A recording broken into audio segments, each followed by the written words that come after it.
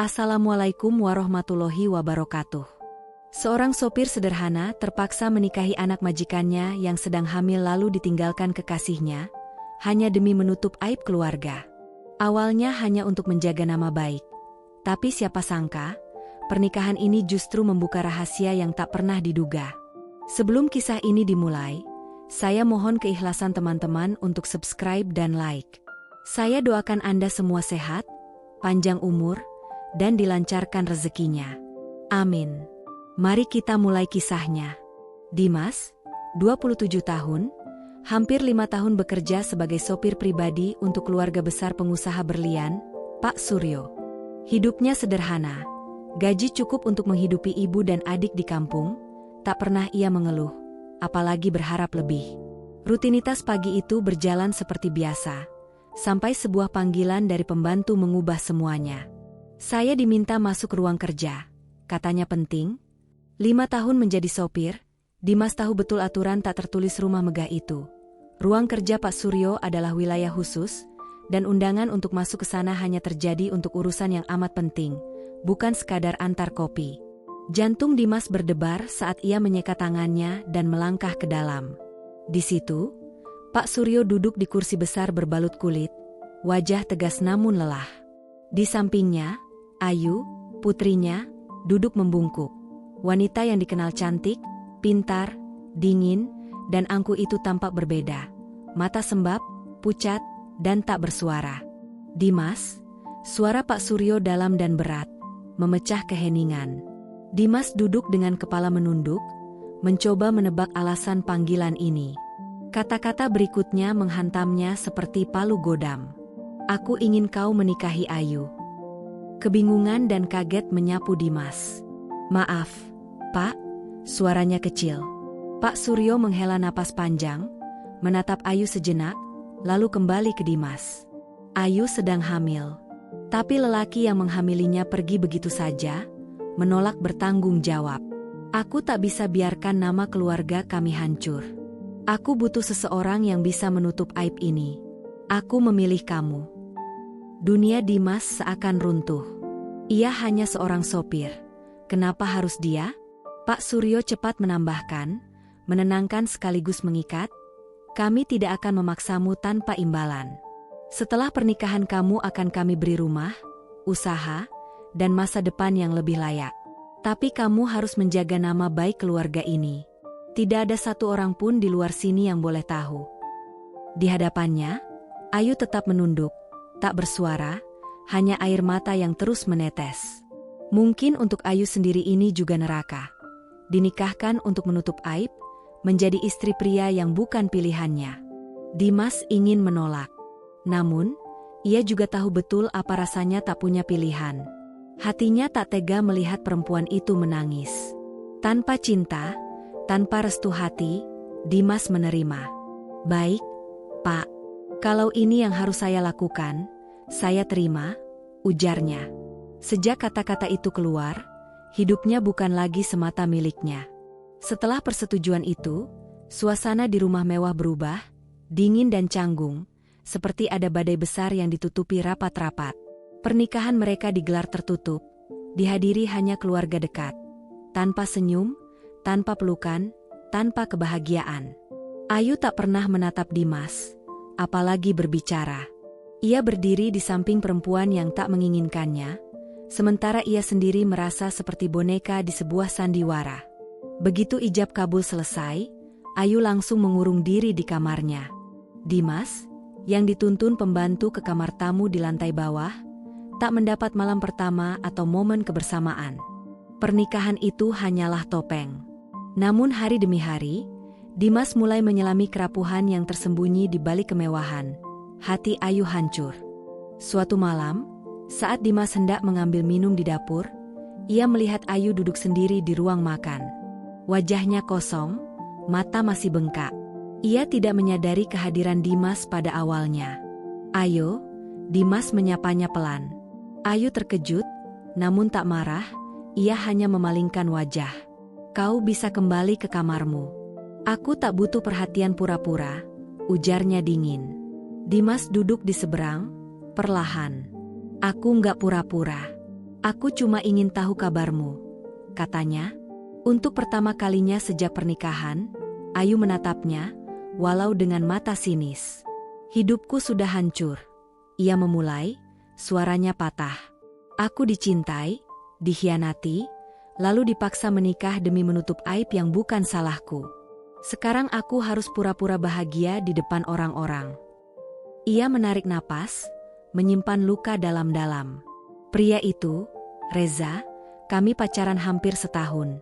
Aku percaya dia mencintaiku. Saat tahu aku hamil, dia bilang itu bukan urusannya. Dia bahkan menyebut aku perempuan murahan.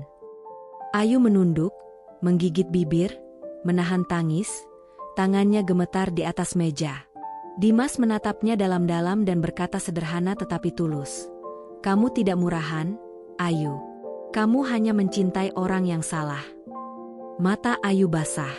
Tak ada kata-kata besar setelah itu, hanya keheningan panjang yang terasa seperti jeda dalam drama hidup mereka. Namun malam itu menjadi titik kecil di mana Ayu, untuk pertama kalinya sejak pernikahan, tak lagi melihat Dimas sebagai musuh. Ia mulai melihatnya sebagai manusia. Pernikahan ini tetap terkubur rapi dari dunia luar. Tak ada undangan, tak ada pesta, tak ada album yang dibagikan di media sosial. Bagi Ayu, pernikahan itu adalah hukuman. Bagi Dimas, ini adalah hidup baru yang dibalut kabut tebal, sebuah jalan yang tak pernah ia pilih. Namun kini harus dilalui demi keluarganya dan demi sebuah nama yang harus tetap utuh. Mereka tinggal serumah, namun terpisah, Ayu di lantai atas, Dimas di kamar tamu lantai bawah. Dua manusia yang dipaksa bersatu oleh keadaan, berjalan di lorong yang sunyi, belajar mengenal luka satu sama lain. Setiap hari Dimas masih menjalani rutinitas mengantar jemput Pak Suryo seperti biasa. Namun sekarang ada perbedaan kecil yang terasa menekan. Setiap orang di rumah memanggilnya dengan nada yang lebih sopan, lebih segan, bukan karena mereka tiba-tiba menjadi ramah, melainkan karena mereka tahu posisinya. Di balik kata-kata itu, tatapan mereka memberi isyarat yang lain. Dimas sadar betul, ia adalah suami kontrak, pelengkap cerita yang harus rapi, bukan seseorang yang benar-benar dipilih. Di meja makan, di lorong rumah megah itu, Ayu kerap berlalu tanpa bicara. Tatapannya kosong. Ia tak memanggil nama Dimas, tak memberi sapaan sederhana, bahkan tak mengucap permisi. Saat makan bersama keluarga, Ayu sering menunduk, menyendok nasi dalam keheningan. Semua gerak tubuhnya seolah mengatakan, aku tak mau, tetapi aku tak berdaya. Suatu malam, di teras yang basah oleh angin, Pak Suryo menyapanya lembut. Kau sabar ya, Dimas. Ayu itu keras kepala, tapi hatinya sebenarnya lembut. Dia butuh waktu. Dimas hanya menanggapi dengan senyum kecil. Di balik senyum itu, ia sendiri kebingungan, bagaimana caranya menjadi suami bagi perempuan yang bahkan tidak menginginkannya. Malam itu, di ranjang sempit kamar bawah, ia menatap cincin pernikahan di jari yang terasa asing. Di atas sana, Ayu tidur memeluk perutnya yang mulai membesar. Dimas ingin menjaga, ingin menjadi pelindung bagi anak tak berdosa itu. Namun ia tahu posisinya, pengganti, bukan pilihan hati. Meski begitu, ada keyakinan samar di dalamnya. Meski pernikahan ini dimulai dalam keterpaksaan, mungkin suatu hari suara hati akan berbicara lebih lantang dari keadaan. Sudah 3 minggu sejak pernikahan mereka, tapi tak satu pun terlihat sebagai hubungan suami istri. Mereka tinggal di rumah yang sama, namun rasanya seperti dua orang asing yang terjebak dalam kapal yang hampir karam. Setiap pagi Dimas bangun lebih dulu, menyapu halaman, memanaskan mobil, lalu menyiapkan sarapan seadanya. Ayu turun paling akhir, makan sedikit, lalu langsung kembali ke kamarnya atau pergi tanpa sepatah kata. Bila bertemu di lorong atau di tangga, ia sering memutar haluan, seolah Dimas adalah virus yang harus dihindari. Dimas memilih bersikap biasa. Ia tak pernah memaksa sentuhan atau pembicaraan. Ia hanya ingin Ayu tahu bahwa ia ada, bukan untuk mempermalukan, melainkan untuk menjaga. Namun Ayu menolak semua niat baik itu. Suatu malam, Dimas mendengar isak tangis perlahan dari balik pintu kamar Ayu. Tangis itu tersimpan, namun penuh sesak. Ia berdiri lama di depan pintu, tak berani mengetuk. Ketika hampir pergi, suara pelan keluar dari dalam, "Kenapa kamu mau menikahiku, Dimas?" Langkah Dimas terhenti. Suara Ayu lemah, namun jelas, "Kamu bisa bilang tidak. Tapi kamu malah mengikat dirimu dalam neraka ini. Kamu bodoh." Dimas menelan ludah, membalas dari luar pintu, "Mungkin aku memang bodoh, Ayu. Tapi lebih bodoh lagi jika aku diam saat tahu ada seseorang yang butuh perlindungan, sementara semua orang menjauh." Hening sebentar. Ayu berkata lagi, suaranya bergetar, "Aku bukan korban, Dimas. Aku yang salah percaya pada orang yang salah. Iya, aku salah.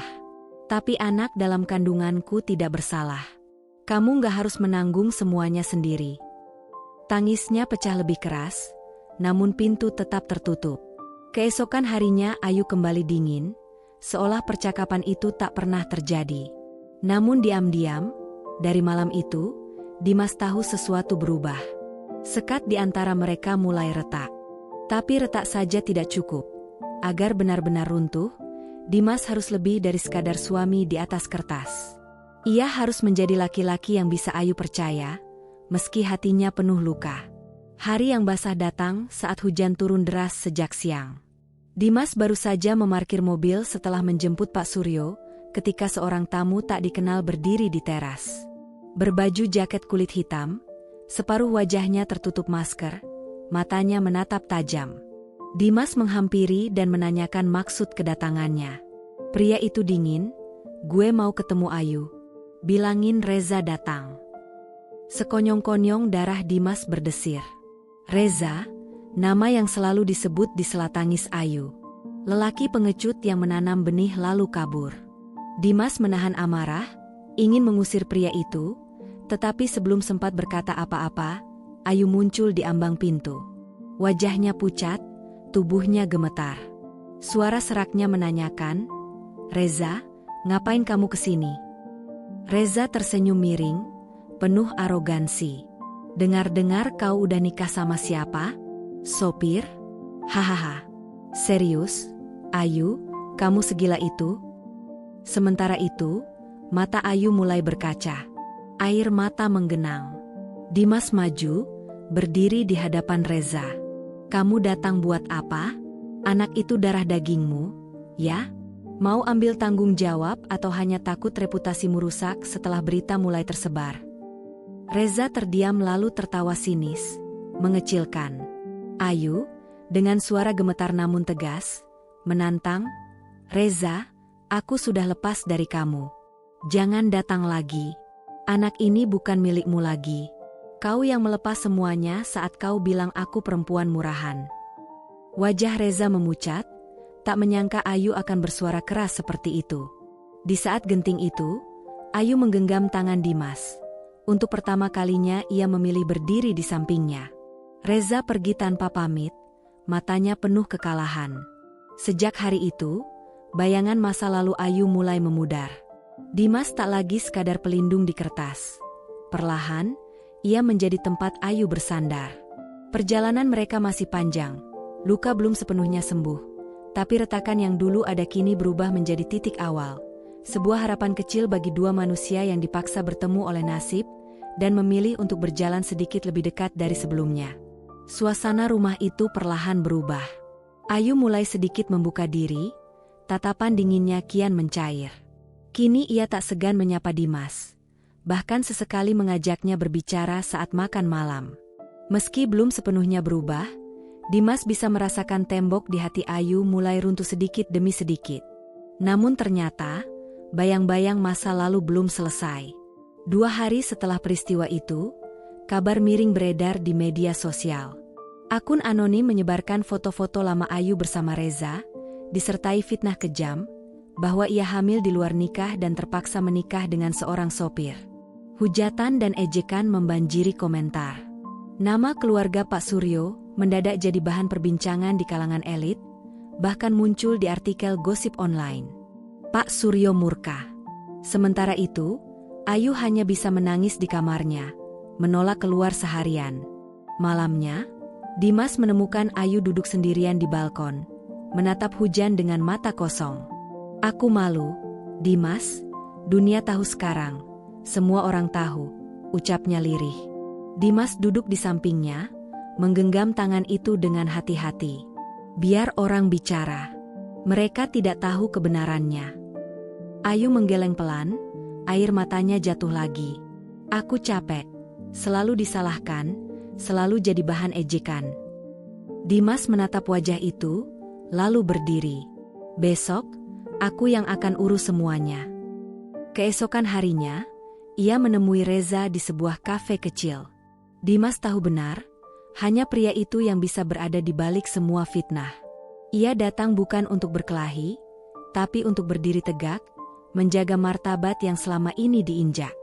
"Berhenti, Reza," ucapnya datar. "Kamu sudah tinggalkan Ayu, sudah biarkan anak itu tumbuh tanpa sosok ayah. Sekarang masih tega hancurkan hidupnya demi egomu?" Reza tertawa sinis. "Kamu pikir siapa dirimu? Mau sok jagoan di depan cewek orang?" Dimas menatap tajam, suaranya mantap. "Aku bukan siapa-siapa. Tapi sekarang, aku suami Ayu. Aku ayah dari anak yang kamu tinggalkan. Jadi kalau kamu mau serang dia, kamu harus lewat aku dulu." Wajah Reza menegang. Beberapa pengunjung kafe mulai memperhatikan, tapi Dimas tak peduli. "Kalau kamu sebarin fitnah lagi, aku laporkan ke polisi. Aku punya bukti, termasuk rekaman saat kamu mengaku lari dari tanggung jawab. Dan kalau kamu mau main kasar, silakan. Tapi aku janji, kamu tidak akan keluar dengan nama baik." Reza terdiam. Untuk pertama kalinya, ia benar-benar kalah, bukan oleh kekuasaan, tapi oleh keberanian. Tanpa sepatah kata, ia pergi meninggalkan tempat itu. Malam harinya, Dimas pulang dan mendapati Ayu duduk menunggunya di ruang tamu. Ia bangkit, melangkah mendekat, lalu untuk pertama kalinya memeluk Dimas erat. "Terima kasih, suamiku," ucapnya lirih. Pelukan itu singkat, namun cukup untuk memenuhi dada Dimas dengan rasa hangat. Bukan karena ia merasa menang, melainkan karena akhirnya ia diterima. Bukan hanya sebagai pelindung, tapi sebagai bagian dari hidup Ayu. Sejak malam itu, suasana rumah berubah. Bukan seketika dipenuhi cinta seperti drama di televisi, tapi ada ketenangan baru. Ayu mulai menyapanya lembut, bertanya apakah Dimas sudah makan, kadang membawakan teh ke kamarnya, bahkan pernah menungguinya pulang saat terlambat. Hubungan mereka masih jauh dari kata mesra. Namun dari sorot mata Ayu, Dimas tahu sesuatu tengah tumbuh. Penghargaan, kepercayaan, dan rasa nyaman. Suatu sore, saat hujan rintik-rintik membasahi teras, Ayu duduk di kursi rotan, mengelus perutnya yang kian membesar. Dimas berdiri ragu di ambang pintu. "Dimas," panggil Ayu pelan. Tanpa menoleh, ia melanjutkan, "Kamu mau duduk di sini sebentar?" Dimas segera melangkah, duduk di sebelahnya. "Aku suka hujan," ucap Ayu sambil tersenyum kecil. "Tapi sejak kejadian itu, hujan selalu terasa membawa luka. Tapi sekarang, aku merasa hujan juga bisa jadi awal dari sesuatu yang baru. Kayak kamu, datang saat semuanya hancur, tapi nggak pernah pergi." Dimas terdiam, tak tahu harus menjawab apa. Ayu menoleh, matanya lembut. "Awalnya aku pikir kamu cuma orang suruhan papa. Aku pikir kamu bakal benci aku, atau malah manfaatin keadaan. Tapi kamu sabar. Kamu tahan semua dinginnya sikapku, dan kamu berani melawan orang yang bahkan aku sendiri nggak sanggup hadapi." Suaranya bergetar, namun penuh ketulusan. "Kalau anak ini lahir nanti, aku ingin dia tahu, ayahnya bukan orang pengecut. Dia punya Dimas, ayah yang berani dan tulus." Dada Dimas terasa hangat. Kata-kata Ayu bukan sekadar pengakuan, melainkan awal penerimaan. Malam itu, saat ia menyapu halaman, Ayu datang membawa jaket. "Jangan masuk angin," katanya sambil tersenyum. Dan senyum itu bukan lagi basa-basi, melainkan senyum dari hati yang mulai terbuka. Hari-hari pun berlalu. Hubungan mereka tidak lagi berdiri di atas keterpaksaan, melainkan perlahan tumbuh menjadi kebersamaan yang hangat. Ayu bukan lagi wanita yang menjauh saat Dimas mendekat. Kini, justru ia sering mencarinya, menanyakan kabarnya, menyajikan makan siang, bahkan memintanya menemani kontrol kehamilan. Hubungan mereka mulai terlihat seperti pasangan suami istri sesungguhnya. Mungkin belum sempurna, tapi nyata. Pagi itu, Ayu berdiri di depan cermin dengan gamis panjang berwarna biru muda. Tangannya perlahan mengusap perut yang kian membesar, sementara senyum lembut mengembang di wajahnya. Dengan suara lirih, ia berkata, "Dimas, aku bermimpi semalam. Anak kita laki-laki, wajahnya mirip kamu." Dimas yang mendengar hanya tertawa pelan, lalu menjawab, "Kalau mirip kamu pasti lebih cantik. Kalau mirip aku, mungkin lebih kuat." Mereka tertawa bersama. Momen sederhana itu membuat Dimas tertegun. Dulu, ia tak pernah membayangkan pernikahan yang berawal dari keterpaksaan ini bisa membawa kebahagiaan seperti ini. Kini Ayu tak lagi menyebut aku atau anak ini, melainkan kita. Itu pertanda ia benar-benar menerima Dimas, bukan sekadar sebagai pelengkap, tetapi sebagai seorang ayah. Beberapa minggu kemudian, saat usia kandungan Ayu memasuki bulan ke-9, kontraksi datang tiba-tiba di malam hari. Semua orang di rumah panik. Bahkan Pak Suryo sampai terjatuh dari kursinya karena terburu-buru. Hanya Dimas yang tetap tenang. Ia menggenggam tangan Ayu erat-erat, membimbingnya menuju rumah sakit, lalu menemaninya melewati detik-detik paling menegangkan. Tangannya nyaris remuk saat Ayu berpegangan di tengah rasa sakit yang datang bergelombang. Hingga akhirnya, tangisan pertama bayi itu pecah memenuhi ruang bersalin. Air mata menetes di sudut mata Ayu. Ia tersenyum dengan suara parau, "Terima kasih, Ayah." Dimas memeluk bayi mungil itu.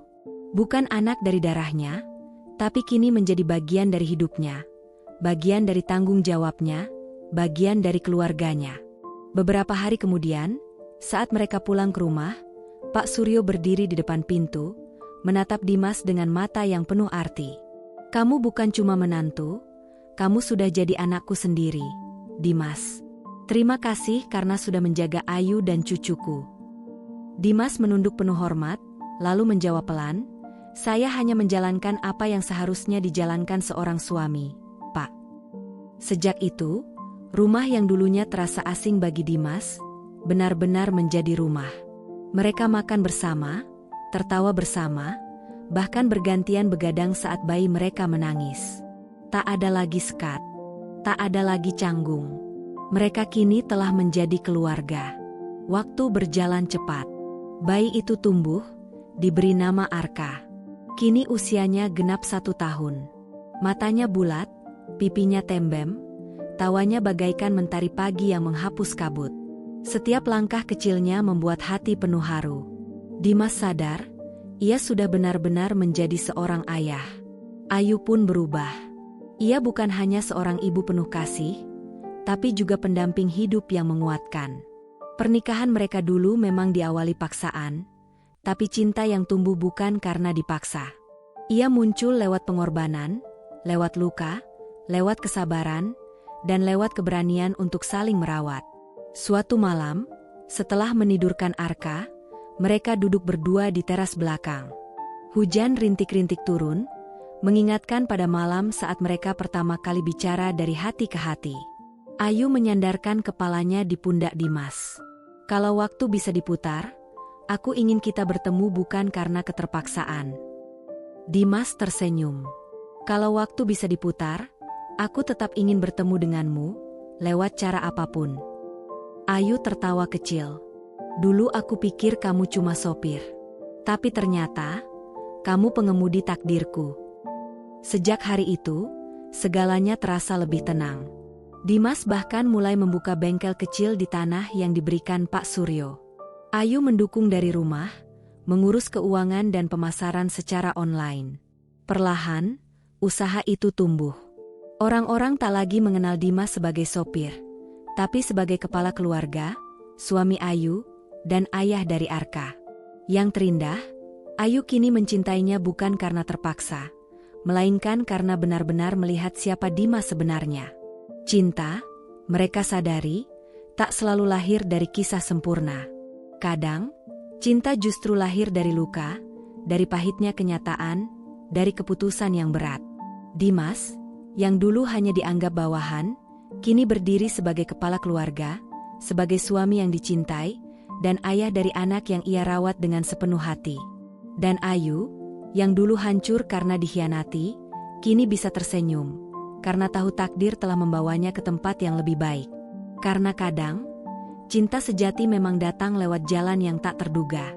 Terima kasih telah menyimak cerita ini. Jangan lupa untuk like video ini, subscribe channel kami, agar tidak ketinggalan cerita menarik lainnya. Sampai jumpa di cerita berikutnya. Wassalamualaikum warahmatullahi wabarakatuh.